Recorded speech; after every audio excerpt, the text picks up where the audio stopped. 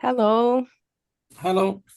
Hi, thank you Luca. for joining. I will just share my screen quickly with a few housekeeping rules for all participants. So this is the student Q&A from the Global Online MBA.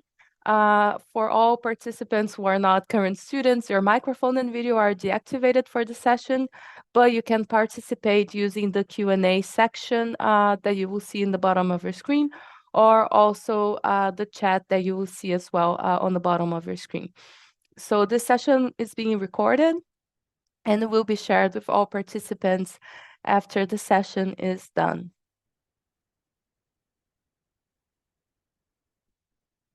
So now, before I start with the presentation about the Global Online MBA, I would like to welcome our students, Rino and Luca. Thank you very much for joining. If you can give a quick introduction about yourself, that would be great.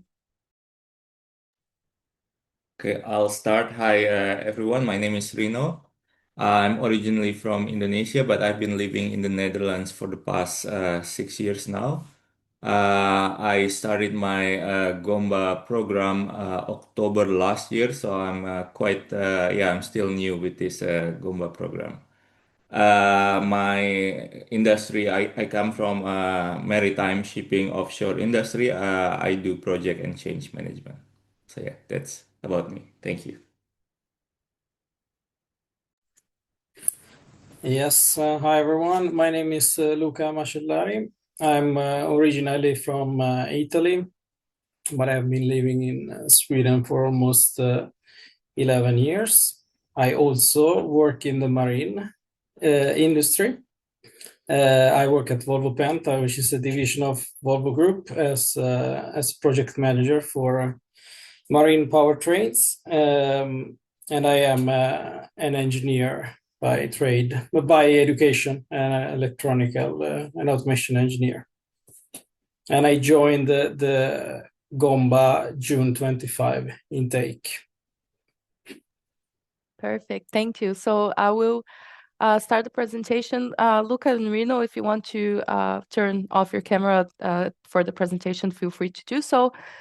And now I'm going to present a little bit about ESMT and about the Global Online MBA.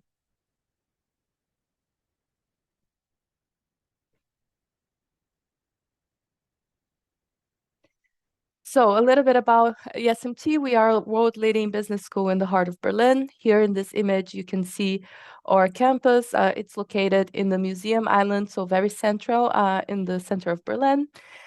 We have the triple accreditation, which is called the Triple Crown, which only 1% of all business schools in the world have. And this is our mission. From the heart of Europe, we create and impart new knowledge to advance business and society. We develop entrepreneurial leaders who think globally and act responsibly. And here you can see a little bit about ESMT's history. We were founded in 2002 by these companies here that you can see on your screen. And a little bit about the ESMT difference.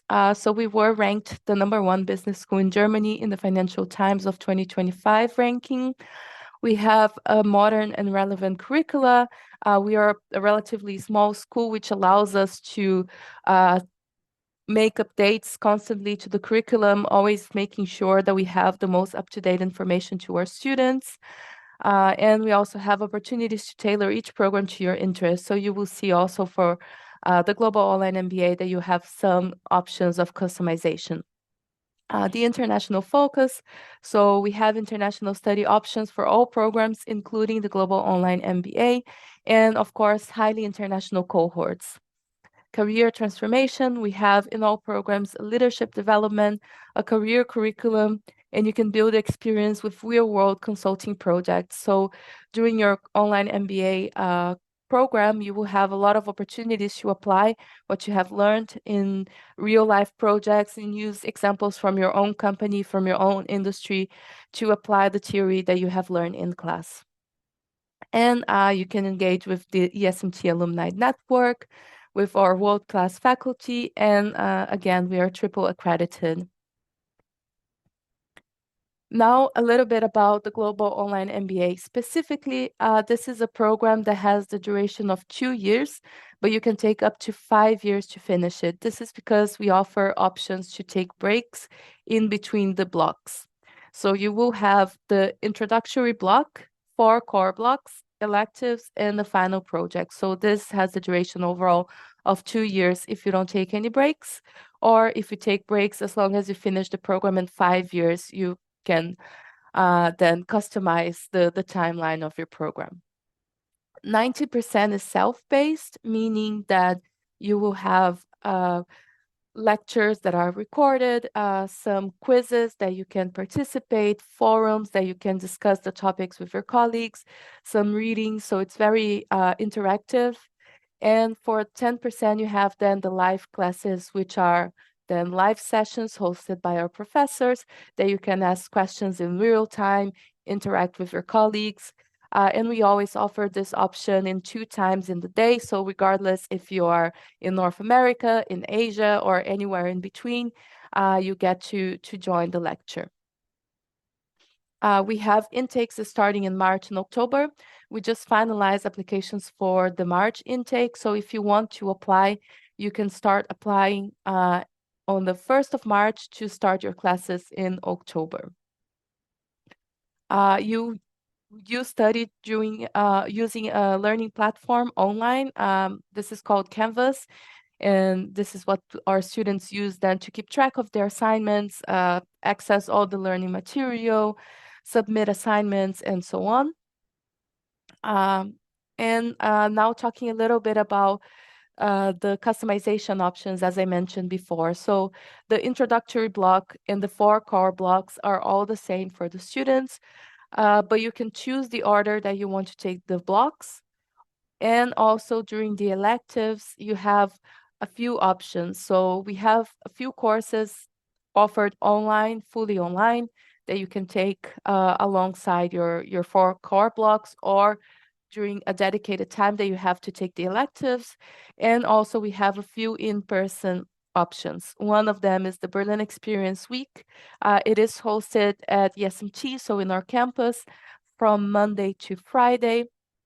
We have also the Global Experience Week, which has a similar structure, but then it's hosted by one of our partner universities. So destinations can include, for example, South Africa, Kenya, Mexico City, Shanghai, and many more destinations. These are just a few that we have either done in the past or offered to our students as an option. Or you can also take one of the in-person electives that are part of the curriculum of the part-time MBA and the full-time MBA. So with one of these electives, usually they take place between Thursday and Saturday, so 2.5 days of electives, and you get to interact with the MBA students of the other programs. And here on the right side of the screen, you can have an idea about who you will be studying with. So we have quite a few students coming from technology, but also manufacturing, healthcare, energy, financial services, consulting. And here, sorry, just going back. And here on the bottom, you can see the average age of 35 years old, over 40 nationalities, and 67% international. And here are some of the companies that have joined us for the career fair. We host a career fair every year in person if you have the opportunity to join, but we also offer a few sessions online as well for our students that are career focused as well. And here, regarding applications, we have the applications opening on March 1st for the October 2026 intake. And now, without further ado, if you have any question related to admissions, to the process of application, you can send an email to this address here. And for any questions that you have now for our students, Rino and Luca, please feel free to use the chat or the Q&A section to type in your questions. Thank you very much.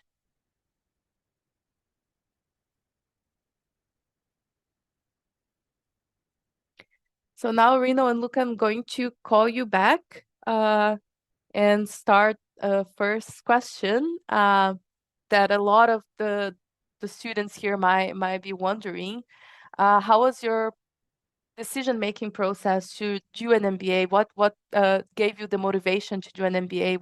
What sparked your interest in starting the program? Okay, I'll start again.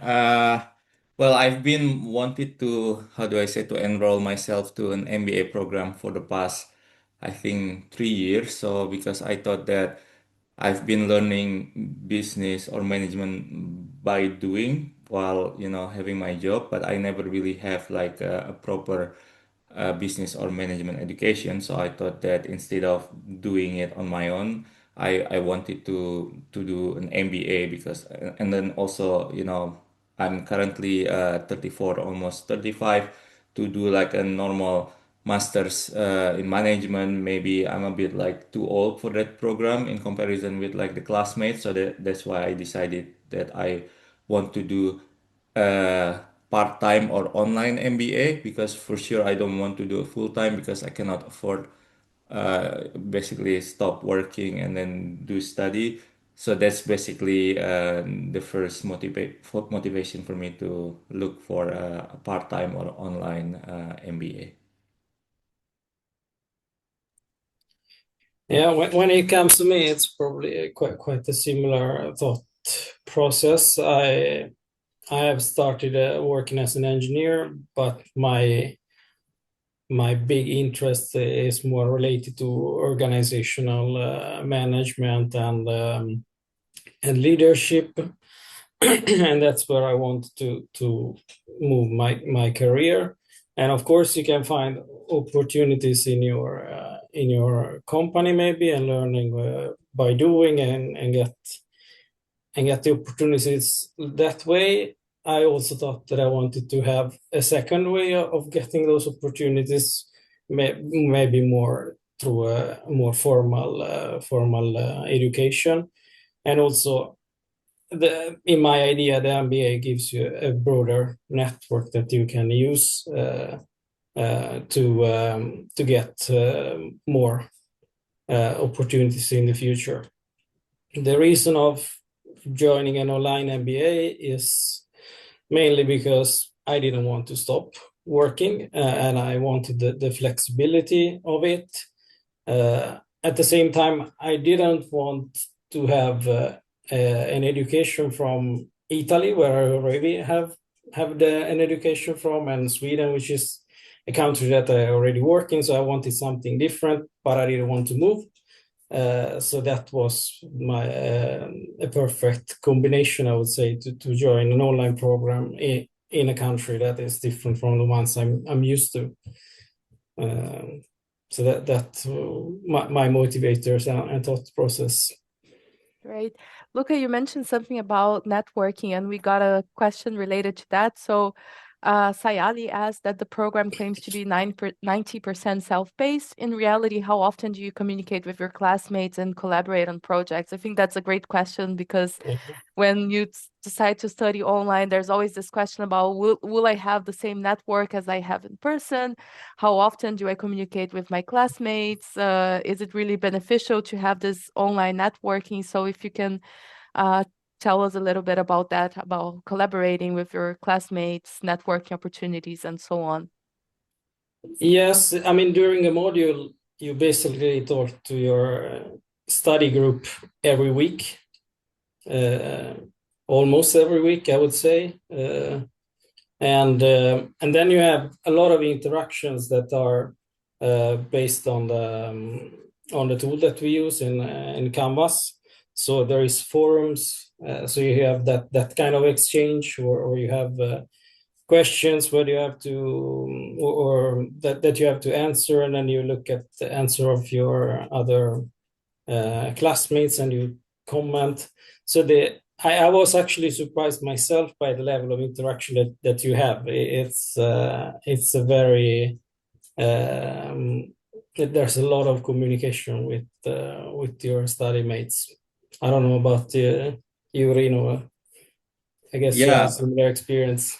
more or less similar. So we have of course, we have Canvas where we interact in more like, education basis, but we also have our WhatsApp group. So in general, we chat or we talk to each other every day, probably. And then, so that's like the big WhatsApp group where we have like around 53 people within that group. And then we also have like our module group where we only have like 4 or 5 people. And then in that smaller group, usually we discuss specifically related to our assignment or our coursework, while for other topic, we usually discuss it in a group chat where we have like, yeah, 50 people. So yeah, we cover a lot of things. So for example, like today we just got our feedback from our first exam. So there was like some discussion among us. So yeah, that's for example that kind of interaction.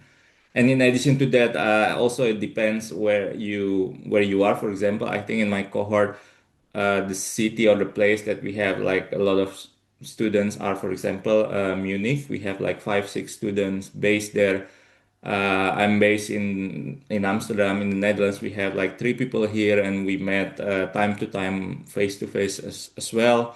And then last December, also I went to Berlin to attend one of the MBA talent forum, where I think like 5 or 6 of us also attended that event from our cohort. So yeah, it also depends. If you are around Berlin, you will have more interaction with your classmates as well.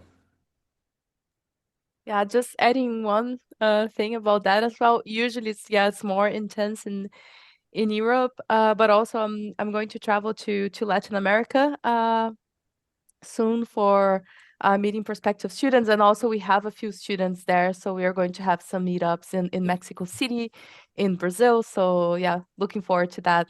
It's the network is quite global. We received a question from Max that it's also quite an interesting question. Why did you choose ESMT? Okay, I'll go first. It's basically for two reasons. One is value for money.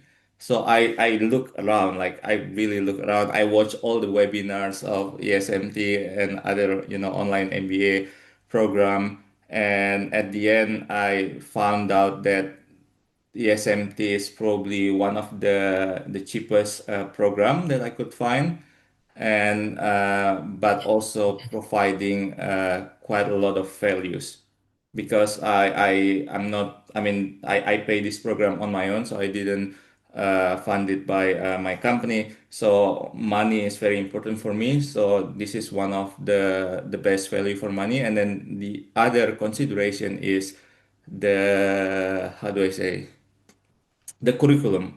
Although it is online, but you can also maximize your face-to-face interaction. So because again, Berlin, Amsterdam is not too far. I can travel to Berlin time to time. So for example, for me, I want to maximize all the electives that I can do face-to-face. But and then also a lot of option. You have the opportunity to also go to other school to, join their program for a week, or you can also do something called SNOC. So it's like a online course organized by other universities as well. So apart from the core MBA modules, you have a lot of option, and that's what makes it different. ESMT Berlin online MBA versus other university online MBA, for example. Yeah, I can add. I totally. What I had the same the same idea as well, or the reasons for my decision. One that I also looked at is if you look at the ranking towards money, it's also very good ratio. Um, and then I had another one, but then I forget. But it will come to me.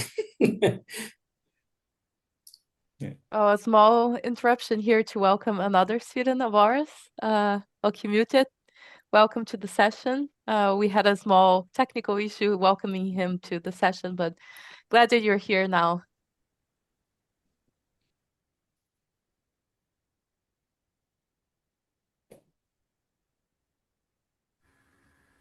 Hello, thank you so much. Glad to see Reno once again and Luca.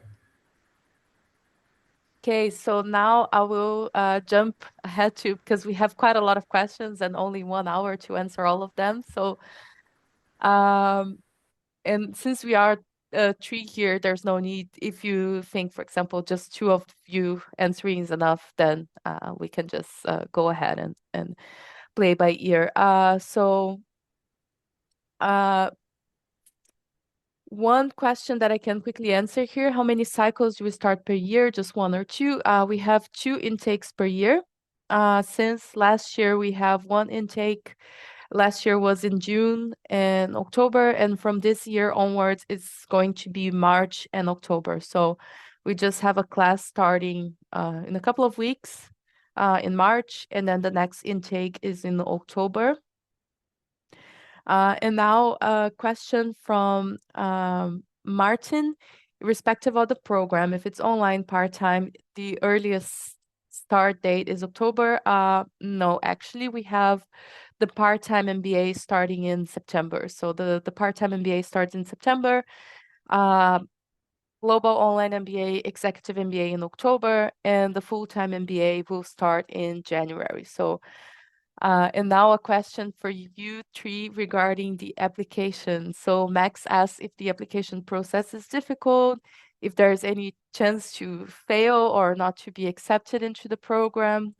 And then he asked also about the deadline, and I will get to that in a second. But first, the application process, how was it for you?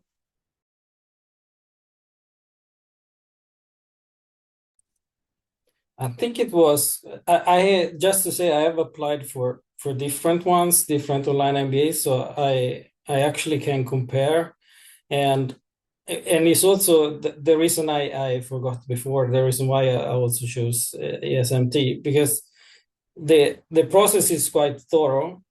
It's not maybe difficult, but it's thorough.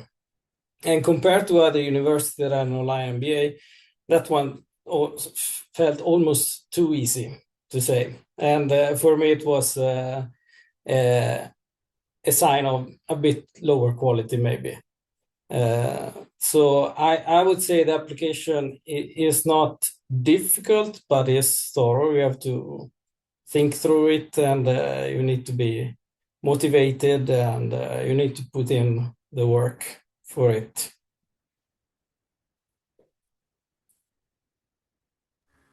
I think I may just probably add one more thing to what Luca mentioned, which is that you always have the support of the admissions team. So yes, it's thorough, but you have someone to also be able to walk you through it. So not to fret, you do your path, but ESMT is always here to support you, like they did me throughout the journey.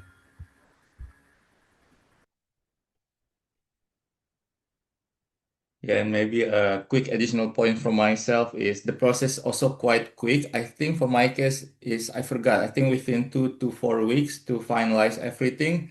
And last year I also applied it very well, quite early. I think I submit my application end of May to get the early bird discount, and then I got my application decision I think around June or July, beginning of July, and then after that I have to wait until October before my program started.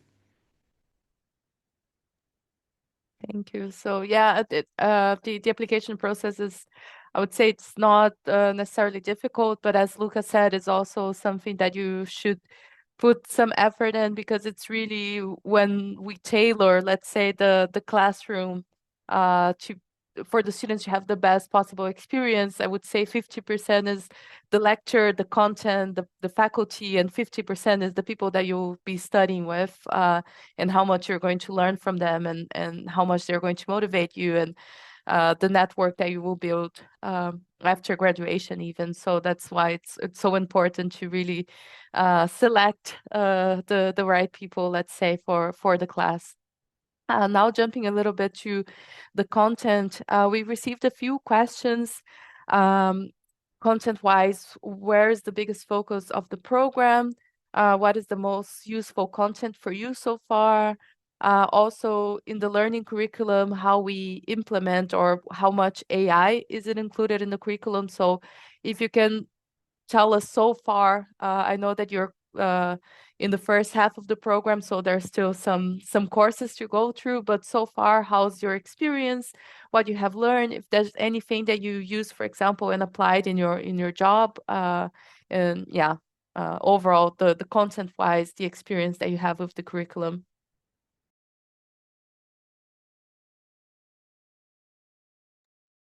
Yeah, I think for myself, well, Oki and me, we are in the same cohort, so we are more or less still quite early. So we just finished our introduction module last December, and now we are, in the real core module. So from my side, I think we start quite, how do I say? Yeah, the introduction module, they don't just basically, like drop us like, okay, it's starting. So it start, quite slow at the beginning, which is also good because, it's been like, I don't know, 10 years since last time I studied. So it was really a good start. And then those two modules is kind of giving us the basic of what kind of how we want to pursue our MBA. Because at the end of that introductory module, we will have to reflect what kind of manager or leader that we want or we don't want. And then once we get that kind of clarity based on that assignment, then okay, now I have this MBA for the next 2 years. How can this MBA help me to be that kind of person that I wanted to be during, after my reflection? So that's something that I really appreciate from the first 2 months when we had the introductory module. And now we are finally in the core module. Yeah, it's double the difficulty than the first introductory module in terms of workload. Yeah, and I think regarding the content, it's pretty. I mean, there's not one major focus. You have four different focus points, so to say, in the core modules. It's not very technical, of course. It's more business oriented, but there is also a lot of, for example, the last module I had was a lot about decision making, which is probably something that you don't learn in a normal master or so. And it was very interesting. It was not technical, but it was a lot of reflection, behavioral science, and quite interesting. Now it's an organization module, so it's a little bit more technical on the financials and on leadership. So I would say it's quite varied, but not it's not at the same level of details that you have in a normal Master of Science that I studied, for example.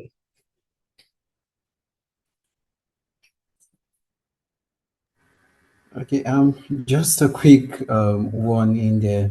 Um, so Reno was mentioning how it helps us get to adapt literally through the different study modules.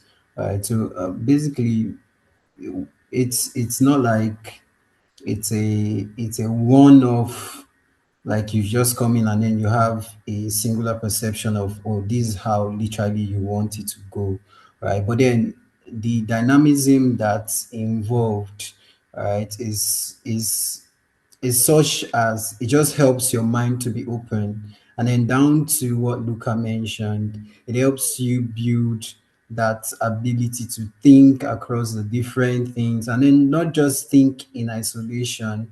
So I'm just speaking more personally now, how it's helped me.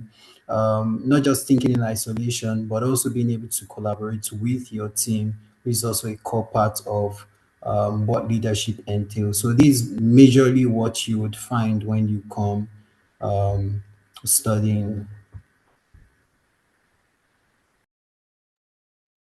Yeah, great. Thank you. Yeah, and now continuing on a similar topic, so we talked a little bit about the curriculum and how it's business focused with a little bit of technology, innovation, and each module basically helps you to think about business within a certain perspective, let's say, decision making, organizations, and so on. And another question that we received related to the content is about tests, exams, so basically evaluation. I can give you an introduction, basically. It depends on the course. So depends on the nature of the course. There are some courses, for example, Luca mentioned finance. Finance is definitely a kind of subject that you will have a proper exam that you need to sit through it and do the exam. The same thing with data analytics. So some courses you really need to sit through an exam, and then you can give us more insights about how the exams work. Uh, and there are other courses that you will have some written assignments, some group assignments as well. In basically almost every course, you will have some sort of group assignment. It might be a smaller percentage of your total grade, but still, there's always a group component to it, and there's always at least two different components to your grade. So there won't be a course that, let's say, 100% of your grade is due to one single exam, but that will be a combination of different assignments that will compose your final grade. So, yeah, tell me now how it's going, the exam so far. How difficult do you think they are, or how different they are, the ones that you have done so far?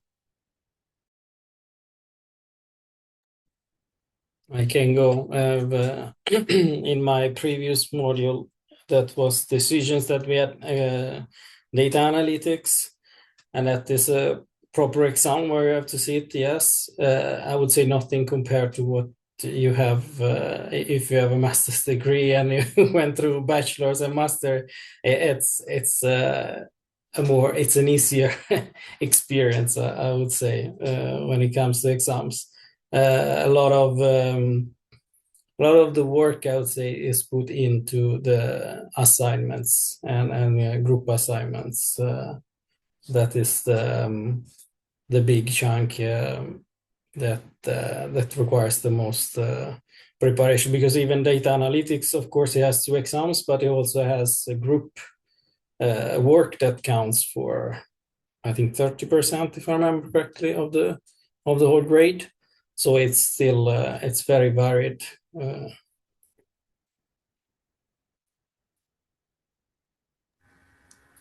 Okay. For the exams, I think majorly the focus goes beyond just passing the exams, right? You would hear even during the sessions with the TA and the lecturer to look beyond the exams, because at the end of the day, um, whatever grade you have is going to be tested out there, all right? So the exam is structured in such a way that literally it helps you think through, all right, as a business person, as a leader. So I think that's more or less the focus of the exams, and that's why there are flexibilities around the setup, having it in two batches with different grade weights, right? So majorly you wouldn't find it similar to what you already have been used to, because the focus again is being able to analyze situations and come up with sustainable solutions. So yes, that's typically what I can say on the exams. Yeah, and maybe just to add a little bit on the technicality, the exam that we just had like 2 weeks ago, it was a proctored exam. So we have our laptop and we use like a specific app where we cannot like open any other windows or screen apart from that. And we also have another camera, which is like our phone, and that's basically the proctor. So we have someone else watching us doing the exam. But yeah, once the exam started, you only have like 60 minutes for that exam. For example, you just forgot about everything and then you just try to, answer the questions. Yeah, it's a necessary part of an MBA, but I think the biggest focus, as Okimute said, is really the learning process, regardless of the grade, to be able to understand the subject to the point that you can use it in your work and to use it actually for. And I think this is the main difference between a bachelor and a master's and an MBA is that it's beyond the academic part that you really understand how to apply what you're learning to a real setting, and it's not only in the theory, but that you get actually to see this in action, let's say, in your job. So, continuing again on the topic of the learning experience, there were quite a few questions about if it's possible to work full time while doing the MBA, how many hours you're expected to dedicate, so work-life balance, also with like social life and family and other things going on in your life. How has it been so far, integrating the MBA into your lives, and how long do you spend per week doing your MBA?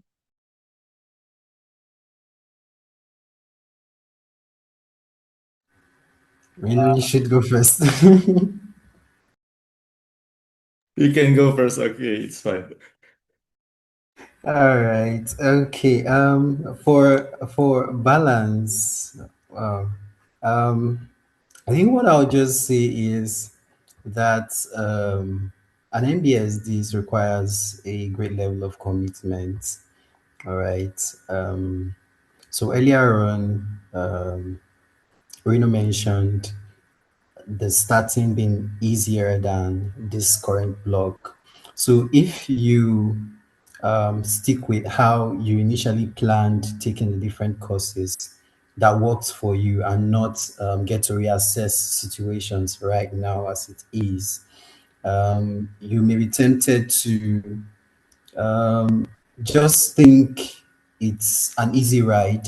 All right. So the system is such that at every point in time, you need to like literally be analyzing what should work for you.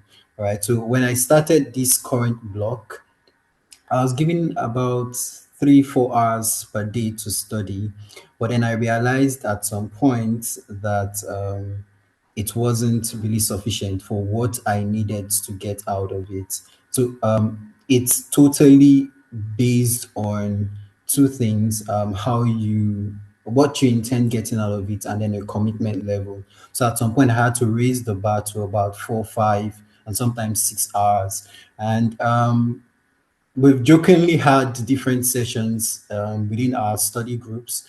And at some point, Torino would mention taking courses on his mobile device while going to work. So that's that kind of level of commitment it requires. So, yes, of course, it's rigorous. It's also flexible in that the program is structured to accommodate those who work full time and sometimes travel. But then it's all a thing with the student, the level of commitment you actually give into what you're doing.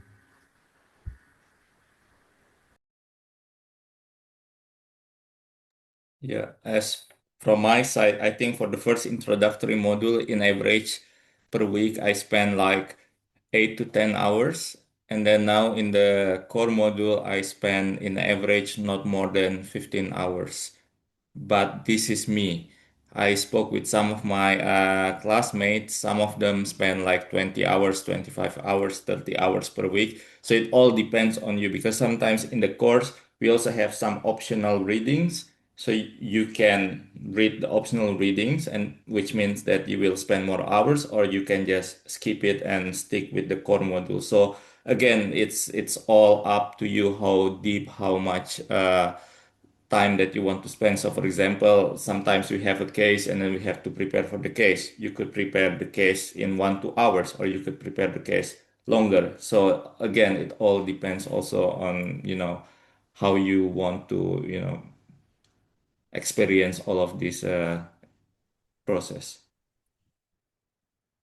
Yeah, and I think it also depends on the kind of work you have, your current work situation, because of course it requires time, and there are deadlines also outside of your work now, because there will be deadline in the MBA. So it's up to you. It's very personal how much workload you can handle. So personally, I tracked my hours, and I was running at about 20 hours a week in the old module.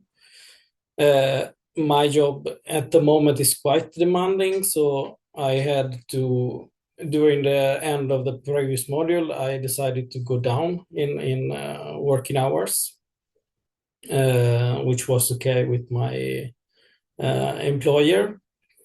Now, since it's very intense time at work, at the beginning of this module, I actually decided to take a break. I actually had started to go through the material, and then there was a change at work, and I really had to. I really felt that I couldn't handle both, so I'm actually on a break now, which is part of the strength, I think, of the program, that you can actually do it. And I did it. I took that decision pretty late. It was like already started. It was probably the first or second day that I officially decided to go on the break. So, and I as I said, this is one of the strengths. And I got a lot of support into taking this decision with the program managers, trying to give me options and see how the workload in the program looked like. So I would say that that was a very positive experience for me in that case. So it really varies. It's difficult to say to have a one size fits all, I would say. Yeah, we usually communicate officially an average of 15 hours per week of dedication, but as you mentioned, it will really depend on your background. So, for example, now in the finance module, I know some students who work in finance. Of course, they will go through the coursework in a different way that someone who works in a completely different field will look at finance for the first time, and they will probably need some more time. And same thing with, let's say, marketing, for example, if you have a marketing manager doing a marketing course and versus a person who never did anything related to marketing. So it really depends. And also we got a question from David. Okay, balancing a full-time job and family commitments. I think we covered that part, but live sessions and group projects, if they're scheduled at fixed times. So the live sessions, they usually take place on Thursdays, with a few exceptions depending on the availability of the professor, but it's usually on Thursdays at 1 p.m. Germany time, 6 p.m. Germany time. So it depends where you are located in the world. We also record these sessions. We recommend that the students attend the sessions, but if happens that one or two times you are on a business trip or you have a family commitment that you cannot postpone, we record these sessions and you can catch up with it later. And when it comes to group work, I think we already covered a little bit. So do you have a fixed time every week that you meet with your group? How has been the experience so far with group work? My experience was that we didn't really have fixed times. It was more when it fit us, and depending on what kind of assignment you have. It might be sometimes, if it's bigger and graded assignment, you need to have more meetings during the week. But otherwise, I don't know I don't really remember the experience of the other groups, if they managed to have it fixed in my cohort, but we didn't really have a fixed time. But I wouldn't, depending on who you have on your team, of course, that will be possible or not. Yeah, for my experience, the introductory module, we have like a group assignment every week, but it was like pretty light, so it was just more interaction with each other. And then in this core module, we actually just submit our first big group work last weekend. So it was quite intense in a way that I think in that week for example, we met like three times, well, three plus one. So the first meeting was just, okay, how are we going to, do this project? And then the second meeting is, yeah, we've done our review and okay, now let's split the task. And then the last one was we gather all together and then we finalize, and then we do another, yeah, work demarcation. And then after that, the last one is just like half hour final wrap up. So yeah, in big group work, it can be intense in that particular week, but in like a normal week where, for example, exam week, then yeah, we don't really talk with the group mate. We just talk with like the big, like the whole classmate, because in exam everybody have like a more or less similar challenge. So I think I would just like to respond to the part of taking the courses, because I see one of the reasons why David asked is how he could be able to combine family, work, and all of those at his own pace. And so it's it's dependent on the colleagues you have, students you have learning with, your co-learners per se. All right, so for mine, we have someone living in Germany and different parts of the world, right? So it's not more or less like saying we have to be meeting Tuesdays, 5 p.m. It's dynamic, literally. And ESMT accommodates this in that they release the schedules way ahead of time. So you already know when you would likely meet and how to schedule the times. So what time works for you and what time does not work for you. By the previous block, we had someone from, I think, India, right, who had a time zone that's quite different from most of us in the group, and then we're able to find a way around it. So it's more a thing of being able to come to a good consensus, right? So it's part of the program. It also helps you um, make certain sacrifices, collaborate properly as a team. So that's just the core aim of it. And with regards to your courses, you can take them as you go on, but then it's advisable not to be too late and obviously not to be too early in taking them. So it's self-paced. You know your schedule ahead of time, and then you can schedule your meetups for your group discussions as it seems fit.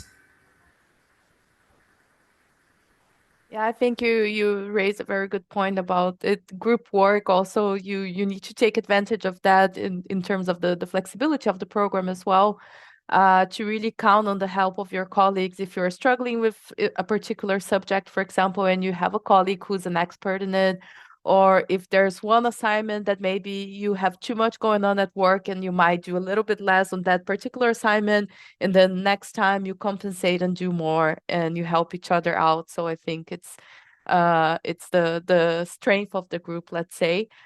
We have one question that it's interesting. So thank you for all the positives and good things about the program. But Sayali would also like to know if there's anything that you don't like about the program or that maybe is challenging or difficult for you. I would probably guess that sometimes group work might be one of the challenges, definitely depending on how well you interact with your peers, but uh, or the workload as well, as Luca mentioned before, sometimes it can get really intense, depending on what you have going on at your work or your family as well. But apart from that, is there anything that comes to your mind when it comes to like the challenges or the downside of the online MBA? Okay, well, okay, I just go first. So basically, it's it's um, time, right? But then it's a good problem because it helps you think back as to how organized you are. I think that's one of the major take home for me.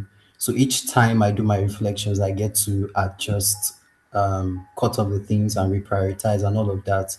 All right. So one of the major thing that I would have loved would be more time, more especially because we have rich content that you would want to consume, and then much more, especially because of your work schedules.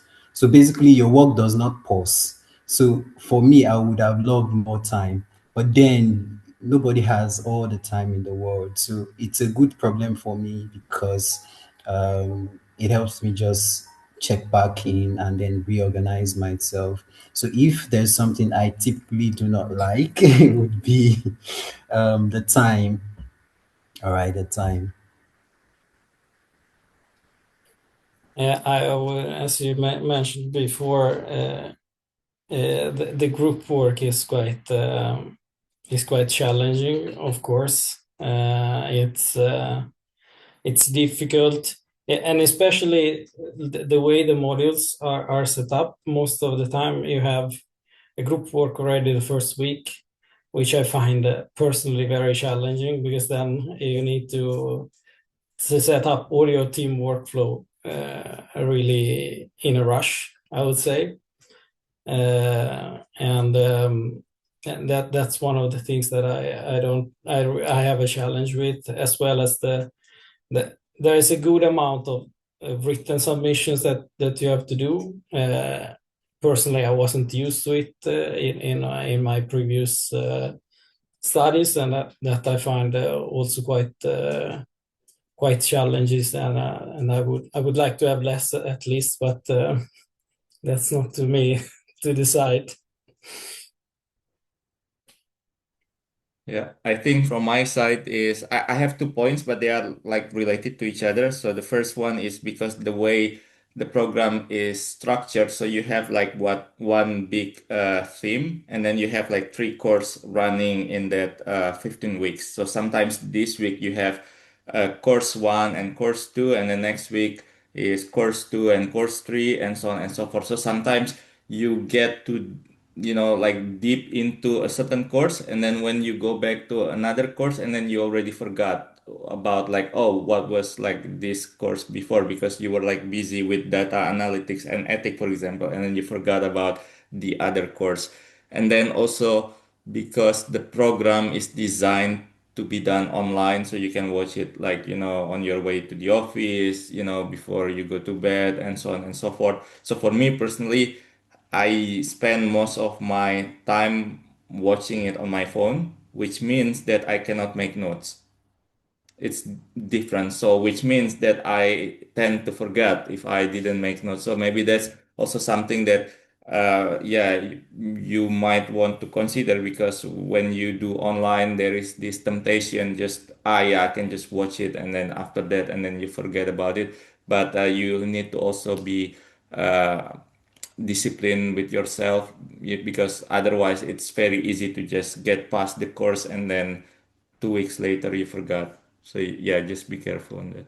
Yeah, I think you all raise very good points, and I think time management is definitely can be a tricky one. And one advice that I've heard from other students as well is to openly communicate with maybe your manager or your family as well. If you need, for example, some extra time, or if you need some more flexibility, to really be open when you're struggling with any challenges related to time. So maybe you can get support from the people in your network. And definitely add this discipline of actually sitting and taking notes and treating as a proper, like I am in a class right now, and not just like watching as a YouTube video on like double the speed. And then by the end of the course, you're like, oh yeah, I didn't really uh got this content memorized because I watch it too fast. So that's a few tricks and tips with online learning that can be a bit challenging. We got a question from JL about how many students there are in the class. I know that the cohorts, they usually change from around 35 to 60 students depending on the cohort. Usually spring is a smaller cohort and in autumn is a bigger one. But if you want to share a little bit about how many students you have in your class and also a little bit maybe about what surprised you in your group of students, if there's I don't know, any particular story or person that you thought, oh, okay, that's super cool that I'm in the class with this person, or the diversity of the cohort, anything that stands out for you in the terms of your class.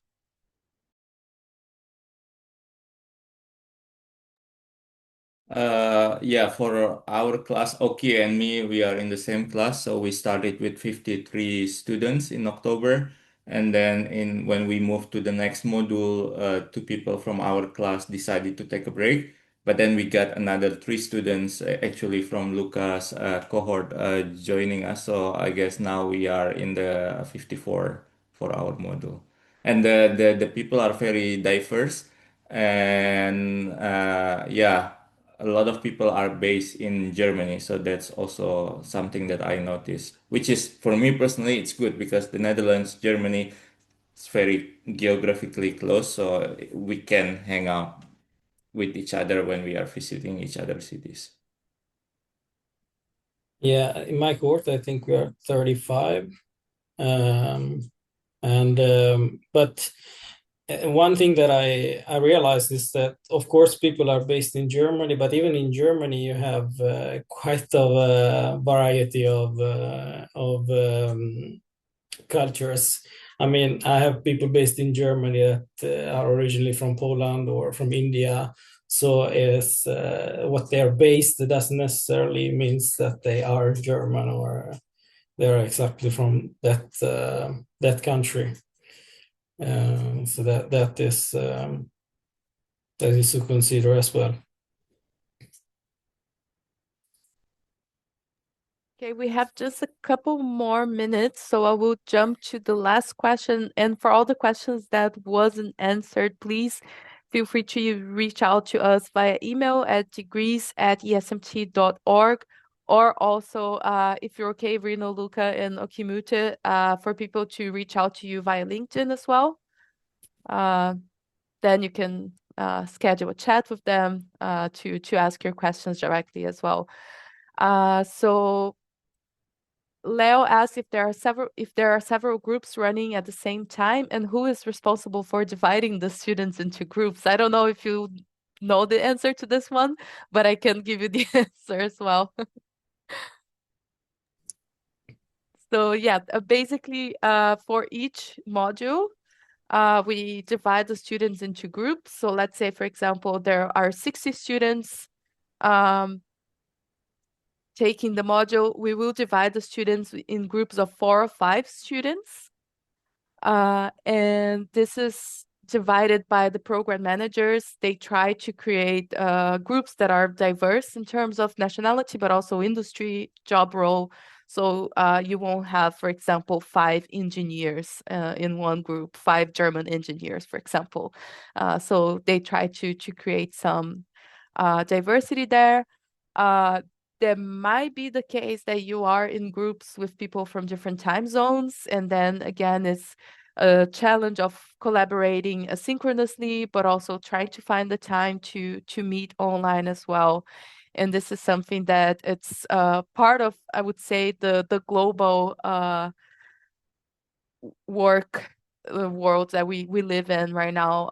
There are so many global companies that this is the reality, that you are maybe based in India or in Germany and you are collaborating with someone from the US or Canada, for example. And this is just part of the real world, basically. So we try to replicate this as well. So you have this experience of working globally. So we just reached 1 past 6, so let's wrap up the session, respecting your time. Thank you so much, Reno. Thank you, Luca. Thank you, Okimute. That was a really interesting session. I'm sure very valuable to the participants as well. So thank you very much. And yeah, have a great evening. Thank you. Bye bye. Thank you. Thank you. Bye. Thank you. Bye. Bye.